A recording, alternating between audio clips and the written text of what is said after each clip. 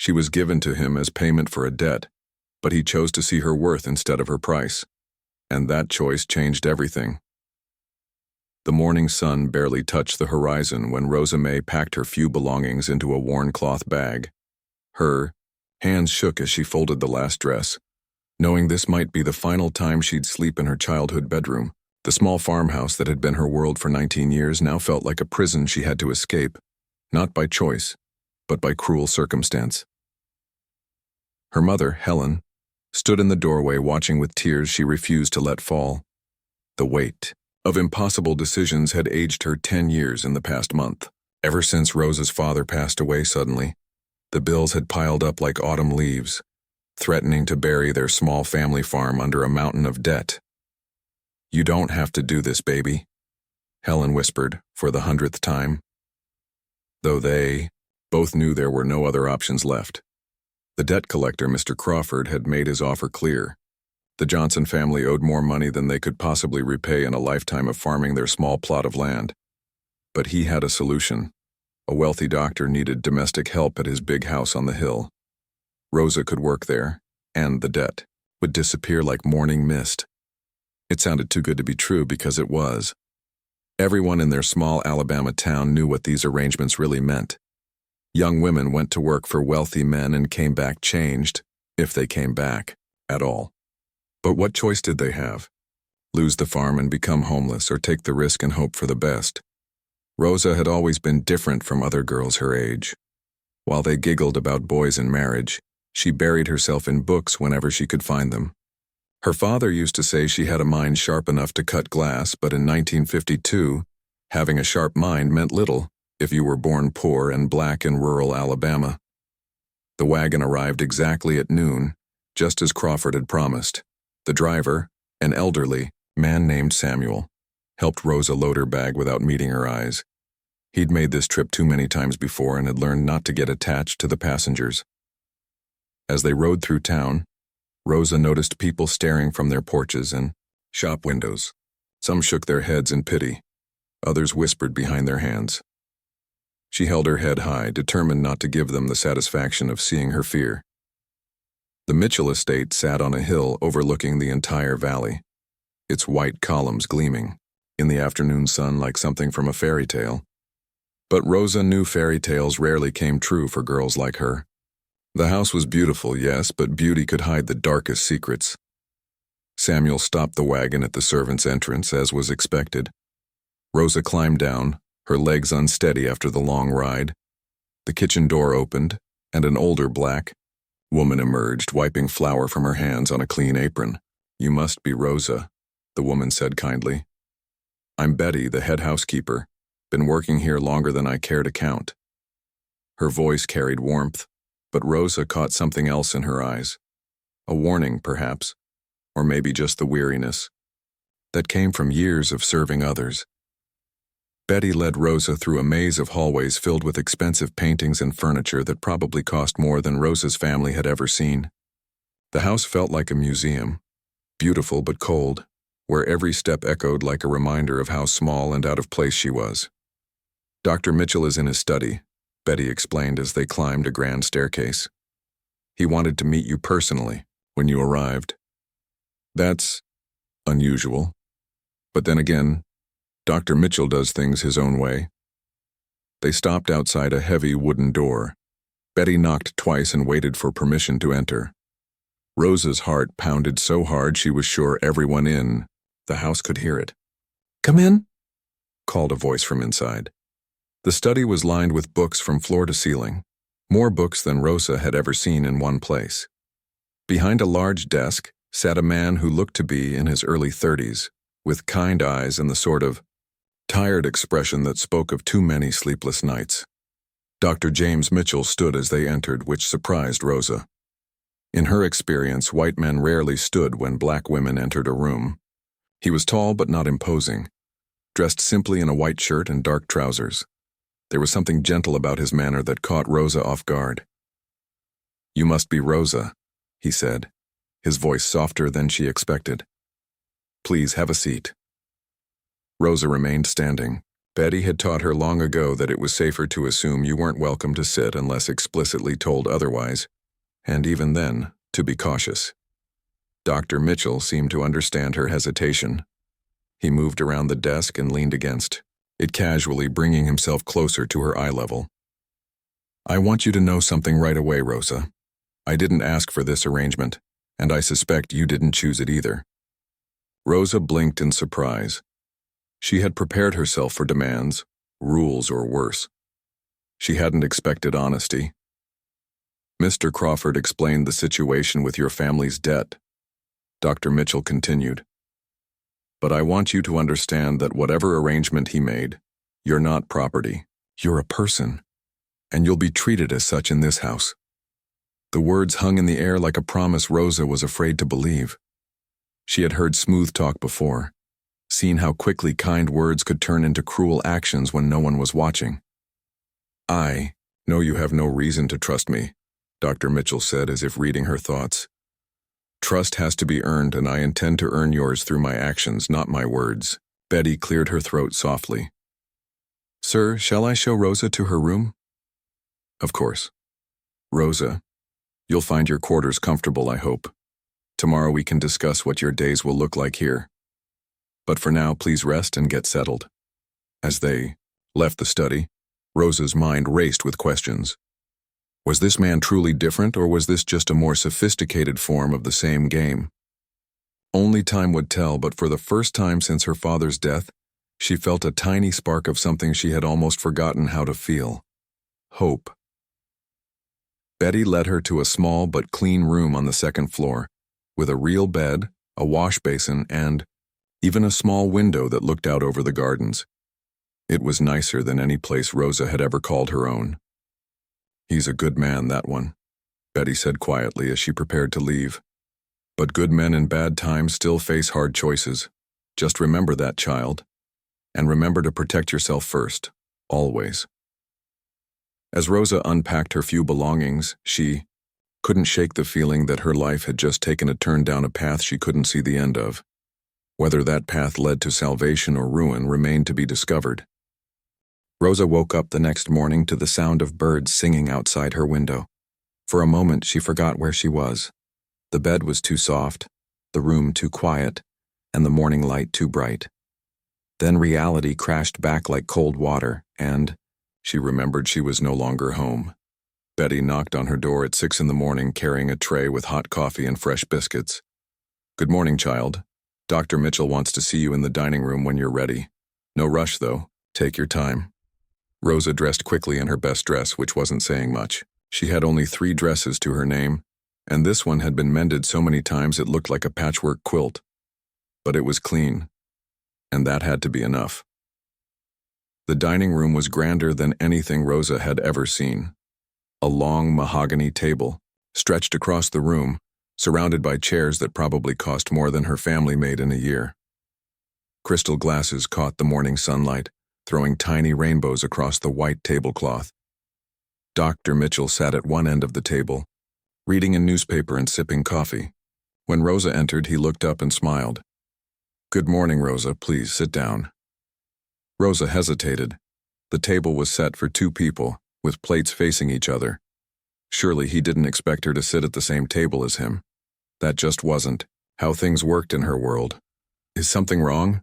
Dr. Mitchell asked, noticing her confusion. "Sir, where would you like me to take my meals?"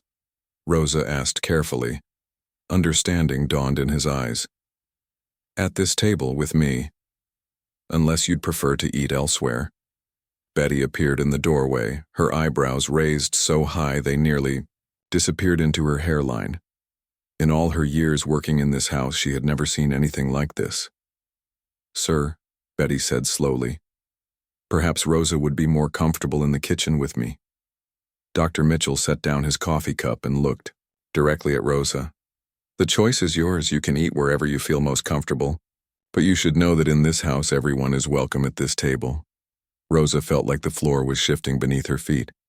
Everything she had been taught about her place in the world was being turned upside down.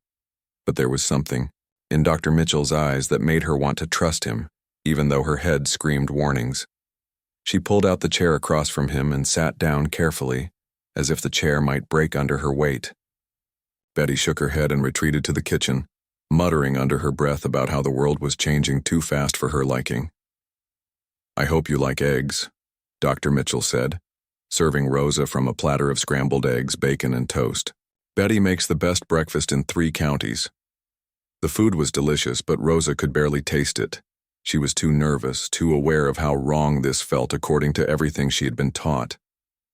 White men didn't eat breakfast with black women. They just didn't. "Tell me about yourself, Rosa," Dr. Mitchell said between bites.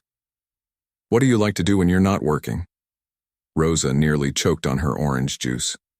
No employer had ever asked her about her interests before. I like to read, sir, when I can find books." His face lit up. "What kind of books?" "Any kind, really. Stories, poems, anything with words." Rosa felt herself relaxing slightly. Talking about books always made her feel more confident. "What's the last book you read?" Rosa hesitated. The last book she had managed to get her hands on was a collection of poems by Langston Hughes, borrowed from her teacher before she had to quit school. But she wasn't sure if Dr. Mitchell would approve of her reading that particular author. "It's all right," he said gently.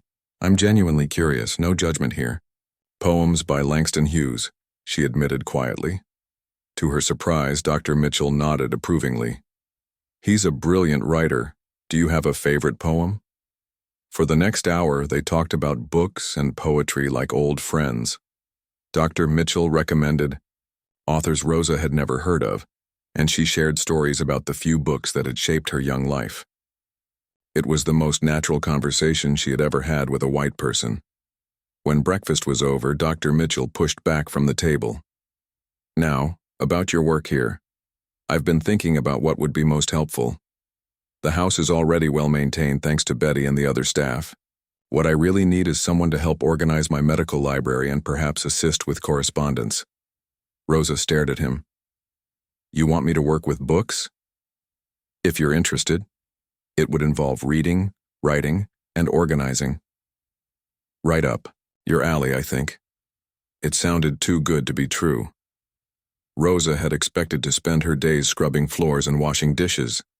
Instead, she was being offered work that would let her be around books all day. "I would like that very much, sir," she said softly. "Good. And Rosa? You don't have to call me sir every other word.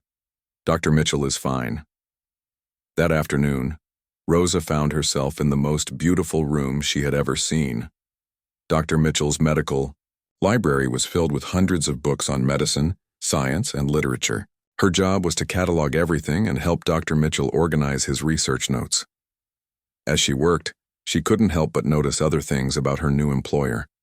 When the postman delivered mail, Dr. Mitchell thanked him by name and asked about his family. When Betty brought afternoon tea, he always said please and thank you. He spoke to everyone with the same respect, regardless of their position. But Rosa also noticed the way people in town looked at Dr. Mitchell when they went to the post office together. Some nodded respectfully, but others whispered behind their hands and shook their heads disapprovingly. A few women pulled their children closer when they saw Rosa walking beside him instead of several steps behind. "Dr. Mitchell," Rosa asked one day as they sorted through medical journals, "don't people think it's strange that you treat me like a regular person?" He was quiet for a long moment. "Yes, some people think it's strange. Some think it's wrong. But Rosa, I've seen enough of the world to know that a person's worth has nothing to do with the color of their skin or how much money their family has. I judge people by their character, their kindness, and their intelligence. By those measures, you're one of the finest people I've met." Rosa felt tears prick her eyes. No one had ever said anything like that to her before. In her world, people like her were judged before they even opened their mouths. "But aren't you worried about what people will say?" she asked. Dr. Mitchell smiled sadly. "I spent 3 years fighting in a war, Rosa. I saw good men of every color die for the same cause. When you've watched someone give their life for freedom, it changes how you see the world. I can't go back to pretending that some people matter less than others. That evening, as Rosa wrote a letter to her mother describing her new life, she realized something had changed in her. For the first time in years, she felt like her mind mattered. She felt like she mattered, but she also knew that this couldn't last forever. Nothing this good ever did, not for people like her. The question wasn't if this dream would end, but when and how much it would hurt when it did. 3 months had passed since Rosa arrived at the Mitchell house, and her days had fallen into a comfortable rhythm. Each morning, she and Dr. Mitchell shared breakfast while discussing everything from current events to philosophy. Afternoons were spent in the library, where Rosa discovered she had a talent for organizing complex medical research. But it was the evenings that surprised her most. After dinner, Dr. Mitchell would often invite her to stay and talk. Sometimes they discussed the book she was reading. Other times he would ask her opinion on matters she never imagined anyone would care about her thoughts on. During one such evening, Rosa noticed Dr. Mitchell staring out the window with a distant look in his eyes. She had seen that expression before, usually right before he would excuse himself and disappear into his study for hours. "Dr. Mitchell," she said gently, "are you feeling all right?" He turned to her with a sad smile. "Just thinking about the war, Rosa. Some memories are harder to shake than others." Rosa had heard whispers in town about Dr. Mitchell's time in Europe. People said he had been a field medic, that he had seen terrible things, but he never spoke about it directly, and she had never felt comfortable asking. "Would it help to talk about it?" she offered quietly. For a moment she thought he would refuse, as he always did, but something in his expression softened. "I keep thinking about a young soldier I treated in France," he said slowly. "He was about your age, scared and far from home. He died holding a letter from his mother, asking me to promise I would tell her he had been brave." Rosa felt her heart ache for the pain in his voice. "Did you keep that promise?" "I tried to. Wrote to his family, but the letter came back. They had moved, and I never found them." Dr. Mitchell rubbed his temples. "Sometimes I wonder if I saved anyone at all over there." "You save people every day," Rosa said firmly. "Just last week you treated that little boy with pneumonia for free because his family couldn't pay. And Mrs. Henderson from town told Betty you've been taking care of her husband's medicine costs without him knowing." Dr. Mitchell looked surprised. "How did you know about that?" Rosa smiled. "Betty hears everything that happens in this town. She says you're the closest thing to a saint this place has ever seen, though she also says saints usually don't last long in the real world." "Betty's a wise woman," Dr. Mitchell chuckled, but his smile faded quickly. "Sometimes I think she's right about saints not lasting long. The town council has been asking questions about our arrangement here." Rosa's stomach dropped. She had been waiting for this moment, dreading it, but knowing it would come eventually. "What kind of questions?" "The kind that make me angry," Dr. Mitchell said, his jaw tightening.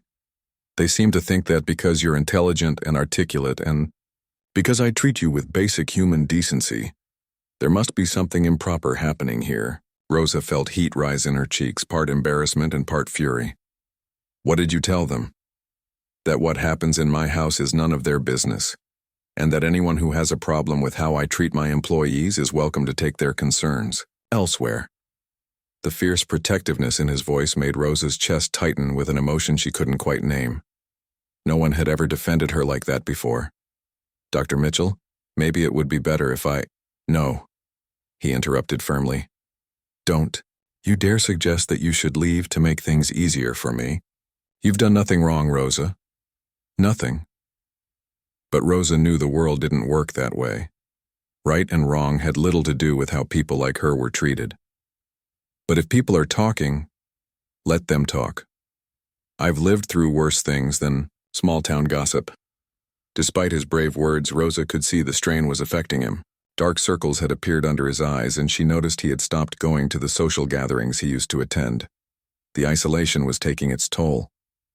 A few days later, Rosa was in town picking up supplies when she overheard 2 women talking outside the general store. "It's not natural," one was saying. A white man and a colored girl spending all that time together. Mark my words, no good will come of it. I heard she eats at his table like she's family, the other replied, her voice dripping with disapproval. What's this world coming to? Rosa felt her cheeks burn with shame and anger. She wanted to march over and tell them exactly what she thought of their narrow minds, but she knew that would only make things worse for Dr. Mitchell. Instead, she held her head high and walked past them, pretending she hadn't heard a word. But their voices followed her all the way home. That evening, Rosa found Dr. Mitchell in his study, reading by lamplight. She knocked softly on the doorframe. Come in, he called, looking up with a smile that didn't quite reach his eyes. I heard people talking in town today, Rosa said without preamble. About us. Dr. Mitchell's expression darkened. What did they say? Nothing I haven't heard before. But Dr. Mitchell, I don't want you to suffer because of me. If it would be easier. Rosa, sit down, he interrupted, gesturing to the chair across from his desk. I want to tell you something. She sat, her hands folded nervously in her lap. When I was in France, he began, I worked alongside medics of every color and background. Some of the bravest, most intelligent people I ever met were men this town would refuse to serve at their lunch counters. I learned something over there that I can never unlearn. That prejudice isn't just wrong, it's stupid. It wastes human potential and destroys communities. He leaned forward, his eyes intense. You have one of the sharpest minds I've ever encountered. Rosa, you can discuss literature with the depth of a university professor, organize complex medical research better than most trained assistants, and you see solutions to problems that have stumped me for hours. Why should I care what small-minded people think about our friendship? Because friendships like ours don't exist in this world, Rosa said quietly. Not where I come from. Then maybe it's time to create a new world, Dr. Mitchell replied. Maybe that's what this is all about. Rosa wanted to believe him, wanted to think that their little corner of Alabama could somehow exist outside the harsh realities of 1952. But she had seen too much, lived through too much, to believe in fairy tales. Still, sitting in that warm, study surrounded by books, listening to a man who saw her as an equal, she allowed herself to hope, maybe, just maybe, some small part of the world really could change. But even as hope bloomed in her chest, Rosa couldn't shake the feeling that their time was running out. Mr. Crawford had been asking questions around town, and she had seen him, watching the house from the road more than once. Whatever storm was coming, it was getting closer. She just prayed that when it hit, she and Dr. Mitchell would be strong enough to weather it together. The trouble Rosa had been expecting finally arrived on a Tuesday morning in October. She was in the library organizing medical journals when Betty burst through the door, her face pale and her hands shaking. Rosa, child, you need to come quick, Betty whispered urgently. Mr. Crawford is here, and he's not alone. He's brought half the town council with him. Rosa's heart sank to her stomach. She had known this day would come, but she wasn't ready for it. No one ever was ready for their world to come crashing down. Through the window, she could see 3 black cars parked in the circular driveway. Men in suits stood talking in low voices, their faces serious and disapproving. At the center of the group was Mr. Crawford, gesturing angrily toward the house. Where's Dr. Mitchell? Rosa asked, trying to keep her voice steady. He's with them now, on the front porch, Betty replied. Child, maybe you should pack your things, just in case. Rosa straightened her shoulders. No. If they want to discuss me, they can do it to my face. Betty grabbed her arm gently. Rosa, honey, that's not how these things work. These men don't see you as someone worth talking to. They see you as a problem to be solved. But Rosa had made up her mind. She walked to the front of the house, staying just inside the door where she could hear everything being said. Mr. Crawford's voice carried clearly across the porch. Dr. Mitchell, this situation has gone on long enough. The whole town is talking about what's happening in this house. And what exactly do they think is happening, Crawford? Dr. Mitchell's voice was calm, but Rosa could hear the steel underneath. You Know perfectly well what people are saying. A young colored girl living in your house, eating at your table, spending hours alone with you every day. It's not proper, and it's not right. What's not right, Dr. Mitchell replied firmly, is judging someone based on the color of their skin instead of the content of their character. Councilman Wilson, whom Rosa recognized from town, stepped forward. Dr. Mitchell, we respect what you went through in the war, but this arrangement is causing problems. People are uncomfortable, and frankly, it's not good for business in town. Whose business exactly? Dr. Mitchell asked. Because my medical practice seems to be doing just fine. Crawford's voice grew harder. That could change quickly, doctor. People might start wondering if they want to bring their families to a physician who shows such poor judgment in his personal affairs. Rosa felt anger burn in her chest. These men were talking about her like she was a piece of property, something to be moved around for their convenience. Furthermore, Crawford continued, the original agreement was that the girl would work off her family's debt. But according to my sources, you've been paying her wages. That wasn't part of our arrangement. My arrangements with my employees are none of your business, Dr. Mitchell said coldly. They are when those arrangements affect the moral standards of our community, Wilson replied. Dr. Mitchell, we're offering you a graceful way out of this situation. We've found another position for the girl, one more suitable to her circumstances. Rosa's blood ran cold. She knew exactly what kind of position they had in mind. She had heard stories about girls who disappeared into such positions and were never seen again. And if I refuse? Dr. Mitchell asked. Crawford's smile was visible in his voice. Well, doctor, that would be unfortunate.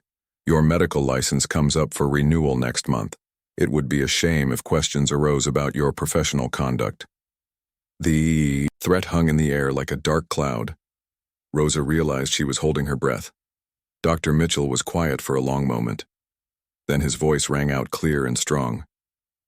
Gentlemen, let me make something perfectly clear. Rosa Johnson is an employee of this household, and she will remain so as long as she chooses. She is hardworking, intelligent, and deserving of respect. If you have a problem with that, the door is behind you. Dr. Mitchell, be reasonable. Wilson, try it again. This doesn't have to become unpleasant. It became unpleasant the moment you decided to threaten me for treating another human being with dignity, Dr. Mitchell replied. Now, I believe this conversation is over. Rosa heard footsteps on the porch and quickly moved away from the door. But instead of leaving, she heard Crawford's voice one more time, lower and more menacing. You're making a mistake, doctor. A big one. This won't end here. After the cars had driven away, Rosa found Dr. Mitchell sitting in his study, his head in his hands. She knocked softly and entered when he looked up. I heard everything, she said quietly. Dr. Mitchell, you can't risk your career for me. What they're threatening to do is exactly why I have to fight this, he interrupted. Rosa, if I give in to their threats now, what kind of man does that make me? What kind of doctor? A practical one, Rosa replied. A smart one who knows how the world works. Dr. Mitchell stood up and walked to the window, looking out at the gardens. You know what I learned in the war, Rosa? I learned that there comes a time when a man has to decide what he stands for. Not when it's easy and everyone agrees with him, but when it's hard and he stands alone. But you're not just risking your own future, Rosa said, her voice breaking slightly. If they take away your license, you can't help all the people who depend on you. Mrs. Taylor's little boy, old Mr. Jackson with his heart problems, all those families who can't afford to pay but know you'll treat them anyway. Dr. Mitchell turned to face her, and Rosa saw something in his eyes she had never seen before. Not just determination, but a kind of peace. Rosa, do you know what those families have in common with you? She shook her head. They're all people that Crawford and his friends think don't matter. If I abandon you to save my practice, how long do you think it will be before they decide I'm being too generous with charity cases? How long before they find other reasons to control what I do and who I help? Rosa felt tears prick her eyes. She had never thought about it that way. This isn't just about us, Dr. Mitchell continued. This is about what kind of community we want to live in. One where people like Crawford get to decide who matters and who doesn't, or one where everyone has dignity and worth. But what if we lose? Rosa whispered. Dr. Mitchell smiled sadly. Then we lose fighting for something worthwhile. But Rosa, I don't think we're going to lose. I think there are more good people in this town than Crawford realizes. People who are tired of being told what to think and how to act. How can you be so sure? Because yesterday, Mrs. Peterson stopped me at the post office to tell me she thinks you're the smartest young woman she's ever met. Because Reverend Johnson asked if you might be interested in teaching Sunday school. Because even though people are talking, most of what I hear is admiration for your intelligence and grace, not disapproval. Rosa felt a spark of hope, but it was quickly overshadowed by fear. And what about the ones who aren't admiring? They're loud, Rosa, but they're not everyone. Sometimes the loudest voices make us forget about all the quiet ones who might surprise us. That evening, as Rosa lay in bed staring at the ceiling, she made a decision that surprised even her. Instead of packing her bags and running away to protect Dr. Mitchell, she was going to stay and fight. Not just for her job or her dignity, but for the idea that maybe, just maybe, one small corner of the world could change. But first, she had to do something she had never done before. She had to find the courage to speak up for herself, not just to Dr. Mitchell but to the whole town. The thought terrified her, but it also filled her with a strange kind of strength she had never felt before. 5 years had passed since that confrontation on the porch, and Rosa barely recognized the woman she had become. Standing in front of her classroom at the newly integrated Riverside Elementary School, she watched 28 young faces of all colors looking up at her with curiosity and respect. It still amazed her sometimes that she was here, that this was her life. The journey from that scared 19-year-old girl to this confident teacher had not been easy. After Crawford's threats, things in town had gotten difficult for both Rosa and Dr. Mitchell. Some patients had stopped coming to his practice. Whispers followed Rosa everywhere she went, and there were days when both of them wondered if they had made the right choice. But they had also discovered something wonderful. They were not alone.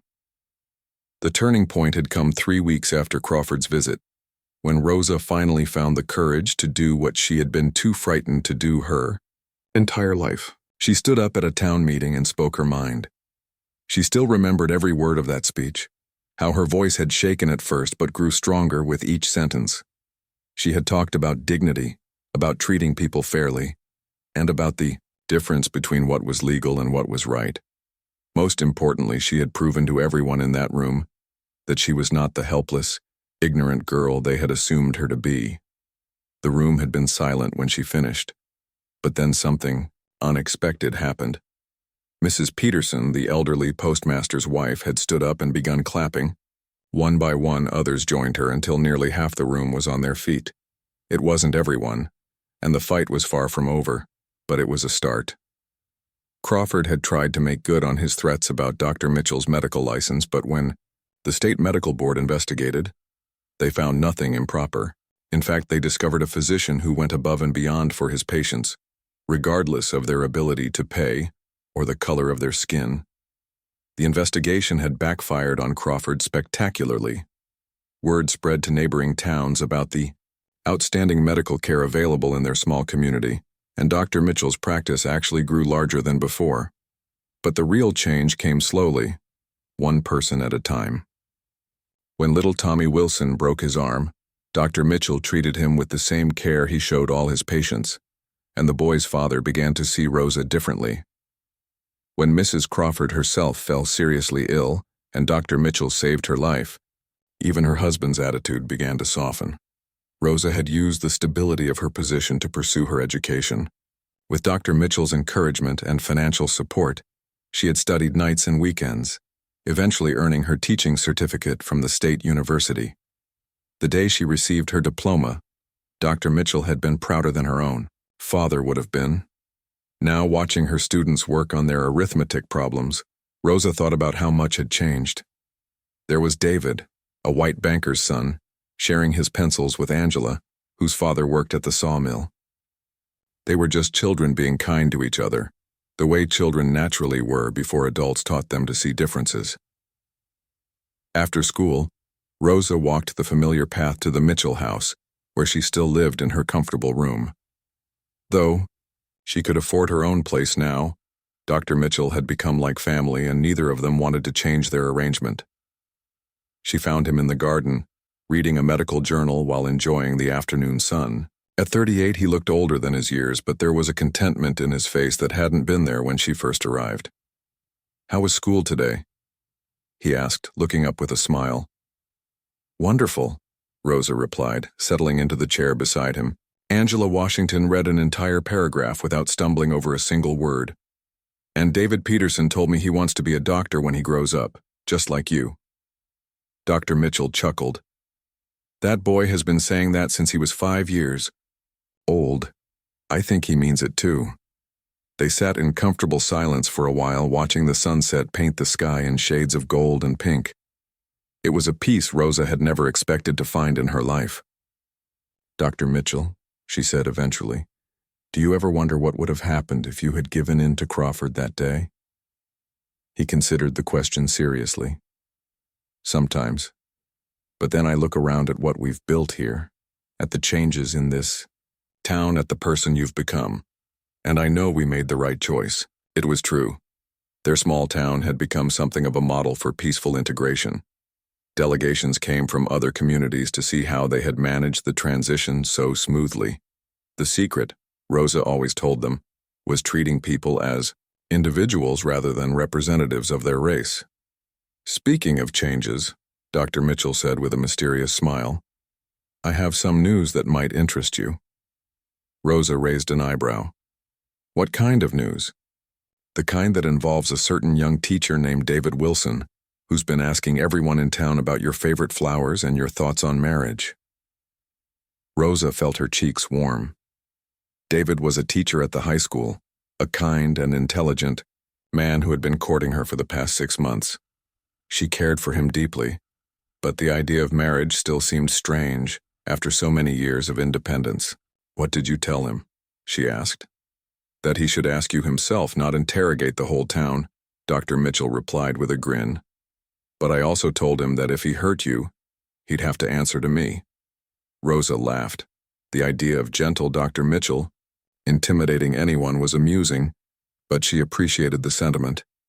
That evening, David did indeed visit, bringing a bouquet of wildflowers and a nervous smile.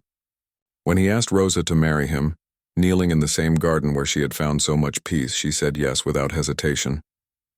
The wedding was held 6 months later in the town church, with Dr. Mitchell walking Rosa down the aisle in place of her late father. Half the town attended, including many people who had once whispered about the improper arrangement at the Mitchell house. As Rosa stood at the altar in her simple white dress, looking out at the faces of friends both old and new, she thought about the journey that had brought her here. The scared girl who had arrived at the Mitchell house 5 years ago would never have believed this moment was possible. Crawford was there too, sitting in the back pew with his wife. Age and illness had softened his hard edges, and he had even apologized to Rosa the previous Christmas for the trouble he had caused. After the ceremony, as Rosa and David accepted congratulations from their friends and neighbors, Dr. Mitchell pulled her aside for a private moment.